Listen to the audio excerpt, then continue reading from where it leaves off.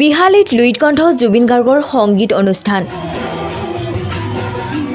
জুবিন গাৰ্গৰ গীতৰ তালে তালে হাজাৰ হাজাৰ দৰ্শকে কঁকাল ঘূৰাই নাছিলে। তাৰ মাজতে মঞ্চত দেখা গ'ল অনুৰাগীৰ উদ্ভাণ্ডলি। মঞ্চৰ পৰা নমাই দিলে উদন্ত অনুৰাগীক।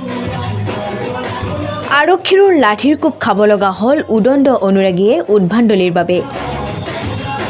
বিশ্বনাথৰ পৰা পলাশ প্ৰিয়মৰ ৰিপৰ্ট, নাৰদ লাইভ।